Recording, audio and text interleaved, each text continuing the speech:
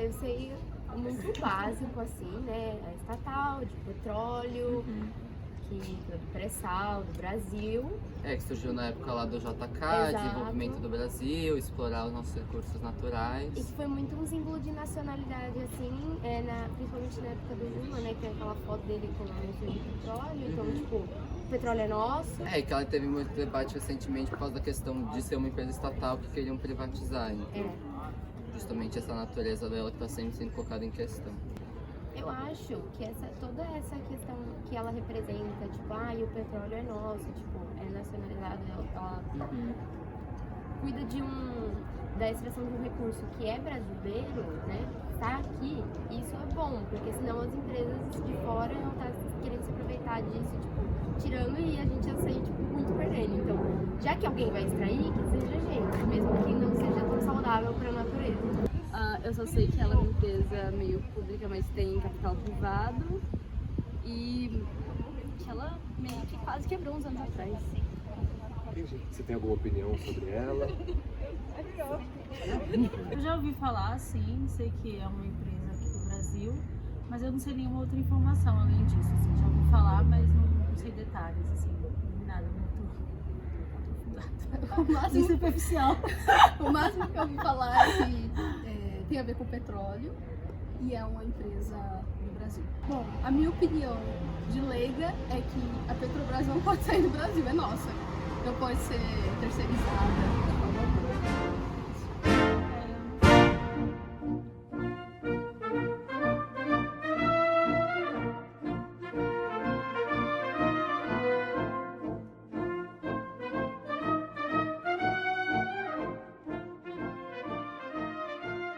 Então, a questão do petróleo, claro que ela está antes de 30.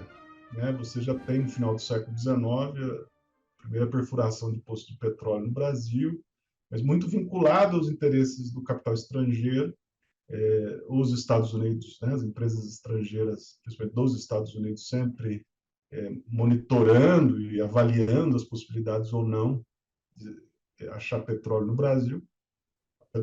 A criação da Petrobras, claro, é um ponto de partida importante, né, para a política energética do país, especialmente petróleo e gás, mas ela também é um ponto de chegada interessante, né, dentro desse contexto mais amplo que eu falei. E qual que é esse contexto mais amplo? Veja, o Brasil, até os anos 30, era uma economia agrária exportadora, onde a indústria estava subordinada ao capital mercantil, vamos dizer assim, né? Principalmente capital cafeeiro. Uma política bastante oligárquica, né? Conhecida como República Velha, uma economia bastante dependente, né? Subordinada aos interesses externos e, sobretudo, mercantis. Os anos 30, depois de uma guerra mundial, depois de uma revolução russa, que foi uma fratura na universalidade burguesa, depois da crise de 29, que foi até então a maior crise do capitalismo. Então, você tem, a partir dos anos 30, a possibilidade, na América Latina, alguns espaços periféricos, de se pensar o desenvolvimento nacional. Né? E esse desenvolvimento nacional foi guiado pelas transformações do próprio Estado brasileiro, na figura, óbvio, do Getúlio Vargas. Né? Bota o retrato do velho outra vez, bota no mesmo lugar. Bota o retrato do velho outra vez, bota no mesmo lugar. O sorriso do velhinho faz a gente trabalhar. O sorriso do velhinho faz a gente trabalhar. Mas a partir dos anos 30, especialmente no governo Vargas, né, nesse período de Vargas, é que a questão do petróleo ela se coloca como uma questão nacional, né, e muito vinculado, principalmente a partir da segunda metade dos anos 30, a questão da indústria de base, né, que não seria qualquer indústria, mas uma indústria pesada que pudesse emancipar materialmente o Brasil. Basicamente, havia ali no período do Getúlio Vargas o interesse de coordenar um conjunto de iniciativas públicas e privadas com base no Estado, de modo a, de certo modo, substituir a iniciativa privada que, no setor de petróleo, estava envolvida basicamente na forma das filiais estrangeiras. Porque as filiais estrangeiras elas tinham basicamente o interesse de controlar o mercado de distribuição e comercialização, mas não queriam incorrer nos custos de pesquisa e extração de petróleo no Brasil. Então, na verdade, se você deixasse para a iniciativa privada, para os preços de mercado, os empresários nacionais não iam investir na escala necessária, né? E exigiam eles todos, em geral, muitos subsídios públicos, e as filiais estrangeiras não tinham o Brasil como prioridade para pesquisa e extração. E para pensar uma indústria de base, para levar adiante uma indústria de base, não seria feito sem resolver o problema do estrangulamento energético, né? Seja eletricidade, seja petróleo e outras coisas, né? Veja, o petróleo é um insumo absolutamente essencial para uma economia moderna, né? Porque, digamos, ele é fundamental para a energia elétrica e também para a combustão interna. Então, a partir da segunda revolução industrial, se você não tiver petróleo, que também serve, evidentemente, como insumo, né, de toda a indústria química, né? Se você não tiver petróleo, simplesmente você estrangula a possibilidade de crescimento e desenvolvimento da economia. E isso passa, inclusive, pela discussão estratégica militar. Daí que você tem, em 1938, por exemplo, a criação da Comissão Nacional do Petróleo, né? Então, vamos dizer, ali está a semente, né, da Petrobras. E, obviamente, que também ali já está colocada a relação com o capital internacional, desde sempre. Porque as empresas estadunidenses olhavam para a América Latina, principalmente na extração de matérias-primas, de alimentos, né? Ou seja, de commodities. E via, inclusive, a possibilidade de extração de petróleo em modelos de economia de enclave, né? Onde você dá a concessão para uma empresa estrangeira e ela extrai todas as riquezas do país e manda para os Estados Unidos, dentro de um contexto de guerra, depois um contexto de Guerra Fria, né? Era preciso criar uma nova institucionalidade que, digamos, substituísse as filiais estrangeiras e, em geral, digamos, falando em termos mais genéricos, substituísse os preços de mercado e o livre mercado como mecanismo de alocação de recursos. Eu estou fazendo todo esse retrospecto para entender como que a gente chega nos anos 50. Né? É um contexto muito polarizado, significando que as tensões políticas eram muito acirradas. A Petrobras foi criada em 1953, portanto, praticamente logo após a Segunda Guerra Mundial. Foi um período, claro, marcado pela cortina de ferro, que se ergue em 47, dividindo basicamente a Europa entre a Europa Ocidental e a Europa Oriental, sob diferentes áreas de influência. A influência americana capitalista e a influência soviética comunista. Isso incidiu não só nesse recorte do mundo em diferentes esferas de influência, mas incidiu igualmente na própria feitura das políticas nacionais. Ou seja, isso vale não apenas para o Brasil, evidentemente, todos os países passaram por processos internos, pensando sobretudo no nosso hemisfério, que é o hemisfério americano.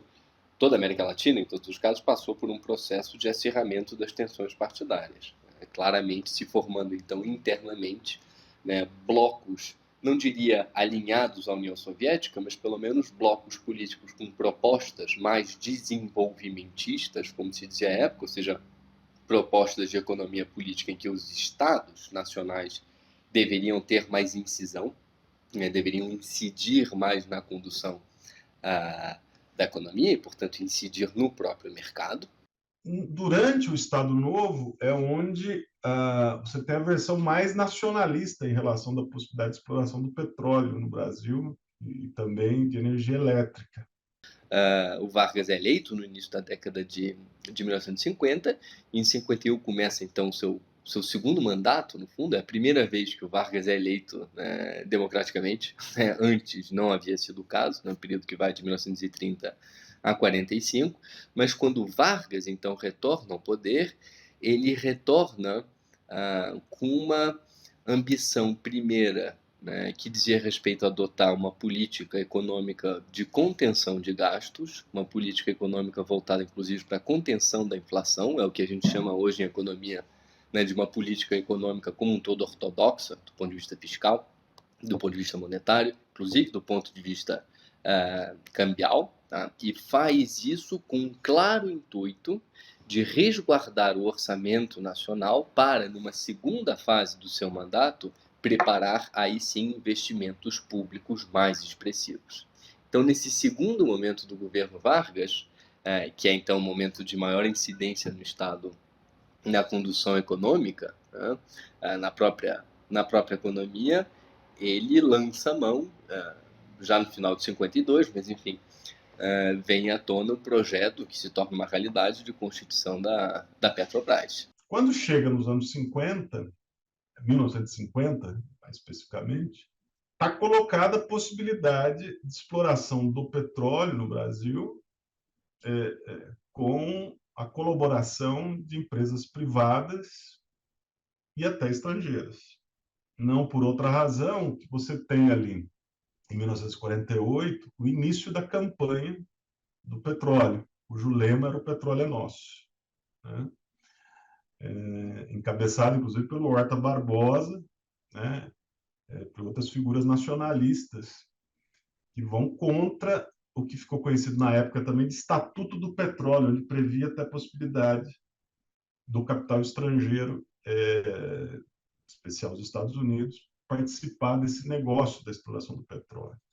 Nessa disputa, aqueles que foram rotulados como entreguistas, né, ligados ao pensamento liberal conservador, inclusive assinalados do dedo como sendo udenistas, embora a posição da UDN tenha sido a favor do petróleo nosso, como um todo. Mas a lógica foi justamente rotular aqueles que autorizavam, ou pelo menos eram favoráveis à participação do capital estrangeiro na exploração do petróleo, foram rotulados como entreguistas. O Brasil estaria entregando as suas riquezas ao capital estrangeiro, e, portanto, estaria descuidando de uma questão absolutamente central àquela época, que era a segurança econômica. Pois bem, o próprio anteprojeto já do governo Vargas,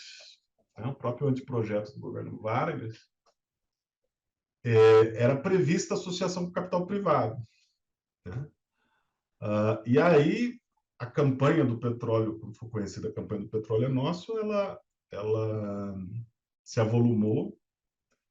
Como diz o próprio Caio Prado Júnior, é um dos raros momentos na nossa história em que o nacionalismo tomou uma conotação popular, de engajamento popular urbano, né, de sindicatos, de partidos de esquerda, como o próprio Partido Comunista Brasileiro, que encabeçou essa campanha, defendendo o monopólio estatal da Petrobras, né? É isso que o Getúlio Vargas vai procurar fazer, sobretudo na área de energia, não apenas petróleo, mas também energia elétrica e insumos essenciais, como particularmente minério de ferro e aço, sem o que a economia não poderia crescer, né? Então, a partir desse momento, se criam novas institucionalidades financeiras e, sobretudo, novas formas de coordenação que envolvessem planejamento integrado de ações a longo prazo, né? Então, sem isso, a economia brasileira não teria se industrializado e, evidentemente, não teria uma empresa tão bem-sucedida na exploração de petróleo.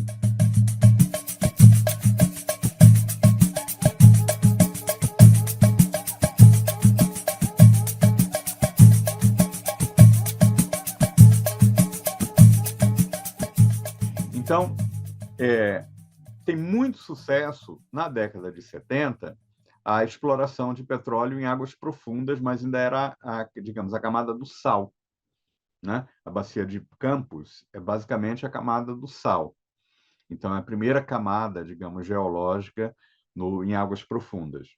E só que isso já envolvia, digamos, também importação de sondas, mas um enorme esforço tecnológico nacional, que só pôde ser executado porque havia um conjunto de instituições públicas que, inclusive, coordenavam, regulavam, incentivavam investimentos privados, né? É o caso da própria Petrobras, que tem um conjunto ali de departamentos de P&D e vários projetos de pesquisa vinculados a outras universidades, como, por exemplo, a COP, no Rio de Janeiro, né? Então, é um esforço muito integrado de conhecimento científico, integração com pesquisa científica e aplicação tecnológica para novos problemas, com uma enorme capacidade de inovação. Então, apesar de ser extração mineral, envolve um nível, digamos, de transformação e complexificação tecnológica que não era típico, digamos, das atividades, inclusive da extração de petróleo no século XIX. Então, você exporta uma parte e você importa um outro petróleo que é mais adaptado à capacidade de refino local, entendeu? Mas você garante a autossuficiência nesse sentido. Então, não precisa ser necessariamente grande exportador líquido, considerando também as importações, né? Mas isso só vai acontecer mesmo lá aí com o sucesso do pré-sal. Isso é fundamental para superar os desequilíbrios de balança de pagamentos. O Brasil vai diminuindo essa dependência aí no final dos anos 70, ao longo dos anos 80, e alcança só, digamos, a autonomia, né? Só na primeira década, no final da primeira década do século XX. Então, você tem uma política de capital misto, como você falou, onde o controle, recentemente, foi cada vez mais passando para o setor privado, né? A capacidade de você poder fazer uma política estratégica, uma política de desenvolvimento, tendo como trunfo esse potencial de riqueza que é o maior do país, coloca numa grande limitação, né?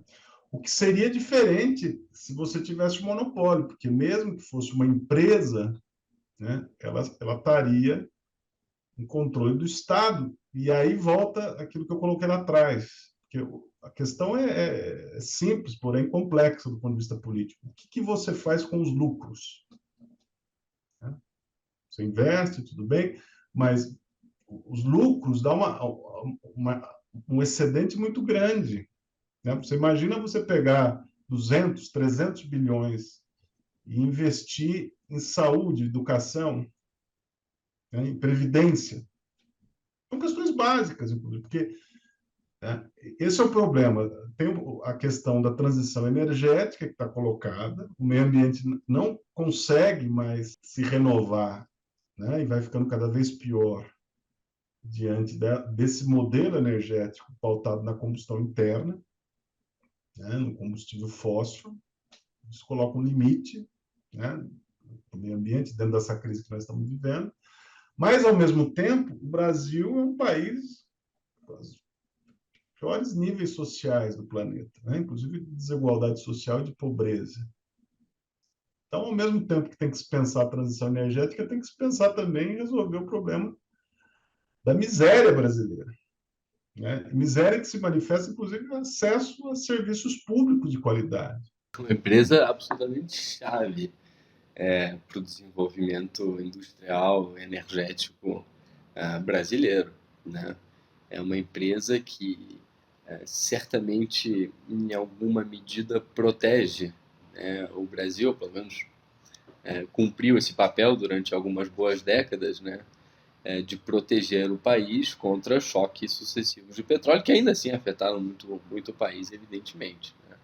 Mas cumpriu um imenso papel no que diz respeito à aceleração, então, do desenvolvimento econômico brasileiro. Eventualmente poderia ter contribuído mais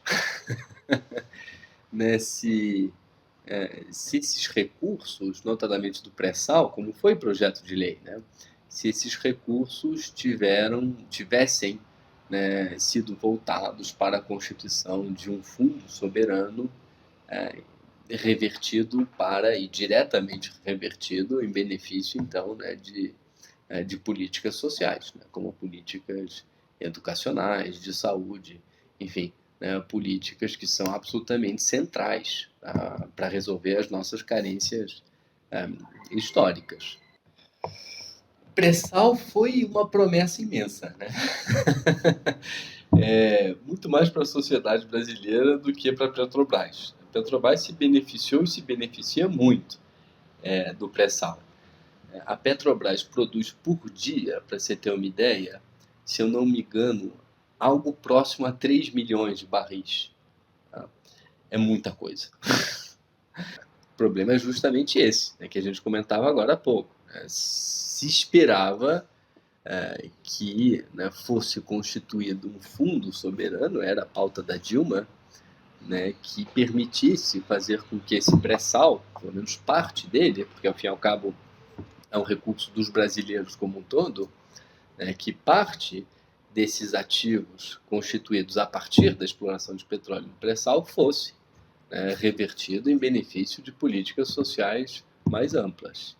E nisso o Brasil deixou imensamente a desejar. O Brasil perdeu uma imensa oportunidade para robustecer os seus investimentos, está numa universidade, né, mas os seus investimentos em educação, né, em saúde, investimentos que são nodais para a própria capacitação, né, da população brasileira, para a gente mudar, né, o lugar econômico no qual a gente se encontra, para a gente conseguir reajustar as nossas dependências, né, transformando, acho que está em interdependências, né, globais, pelo menos de forma mais expressiva, e, sobretudo, né, procurando resolver de alguma forma ou de outra aquilo que nos é característico desde, né, que o Brasil se tornou independente, se não antes, que são nossas imensas desigualdades.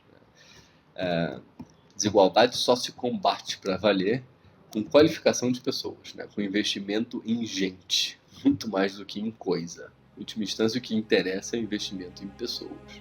E quanto a isso, o Brasil permanece desigual.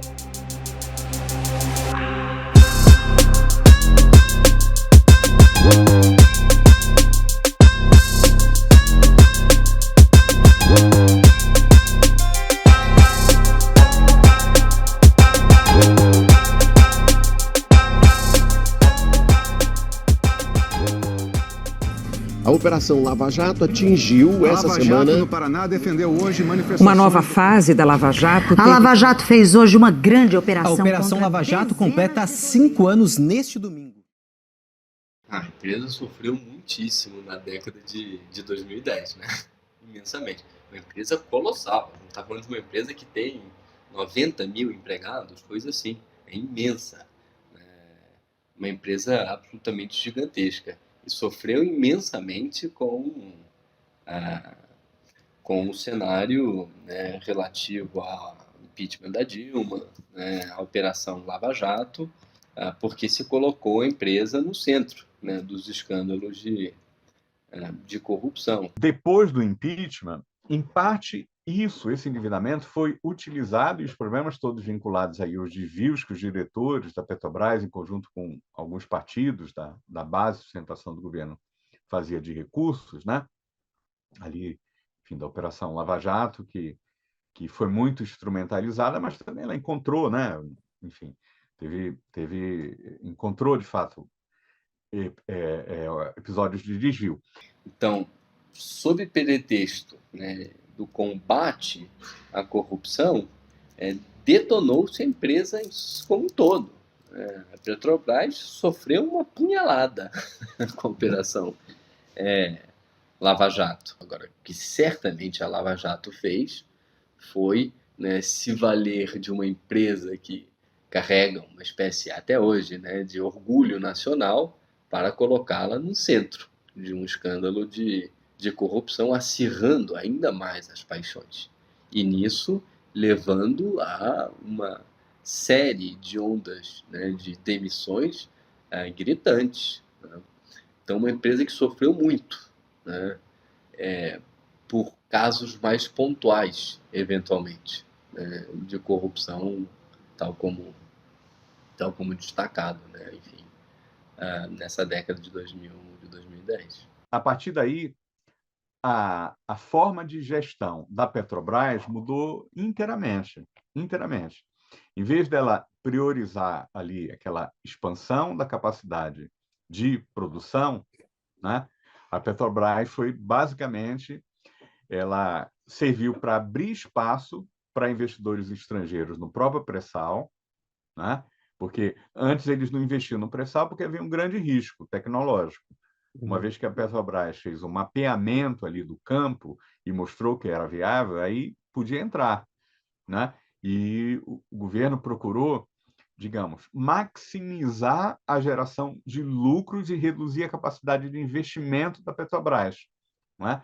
E assim, em vez de usar a Petrobras para participar de muitos dos campos novos, abria para, eventualmente, atrair investidores externos que pagavam os bônus aí de exploração. E a Petrobras passou por um processo muito exagerado de venda de ativos para reduzir o endividamento e aumentar muito a distribuição de lucros para os acionistas, né? E, ao mesmo tempo, quer dizer, essa venda de ativos aumentava a participação dos próprios concorrentes da Petrobras, né?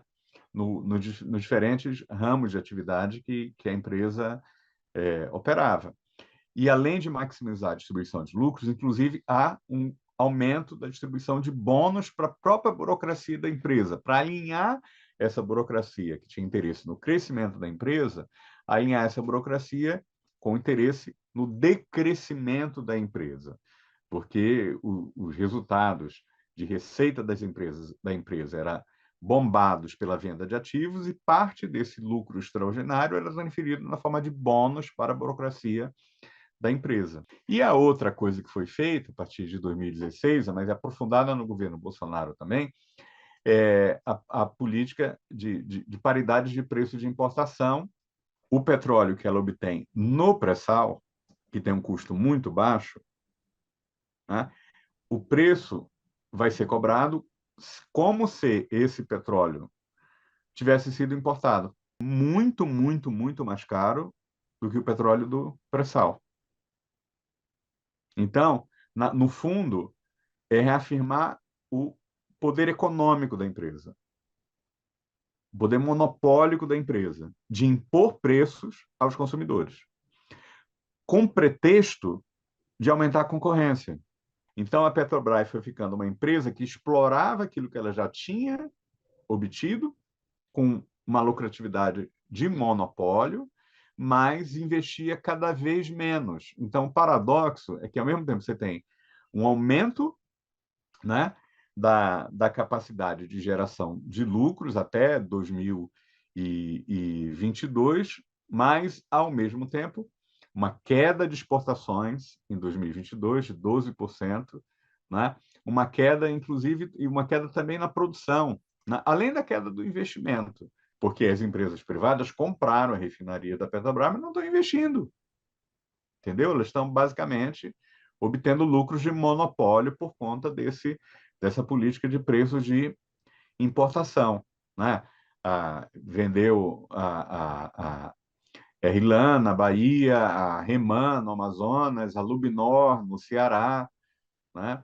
Então, ela vende ativos para transferir em lucros e reduz a sua capacidade de investimento de longo prazo, né? Então, é uma orientação para maximizar o valor dos acionistas e dos próprios concorrentes da empresa, próprios concorrentes da Petrobras. Então, agora, me parece que haverá um movimento, embora gradual, né, de reestruturação da companhia no sentido de diminuir essa transferência de lucros extraordinários, às custas dos consumidores que pagam um custo pelos derivados do petróleo, gasolina, o diesel, muito maior do que poderiam estar pagando, né, para financiar esse superlucro dos acionistas da Petrobras e, ao mesmo tempo, utilizar mais os recursos dos lucros, não para distribuir, mas para ampliar a capacidade de investimento da Petrobras, inclusive para conseguir que ela, no futuro, continue rentável e que ela se adapte às oportunidades que estão associadas ali à conversão energética.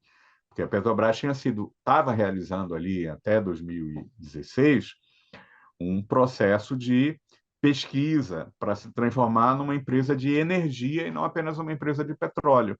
E ela não só abandonou isso, como não é só uma empresa de petróleo integrada como ela era, agora é uma empresa de exploração do pré-sal, basicamente. E é preciso reverter isso se a gente tiver em mente a necessidade de coordenação de ações para garantir o desenvolvimento de longo prazo do país e não apenas o lucro de curto prazo monopólico dos acionistas proprietários da Petrobras. No futuro, se não houver investimento, se os lucros da Petrobras forem canalizados basicamente para torrar para os acionistas, não é?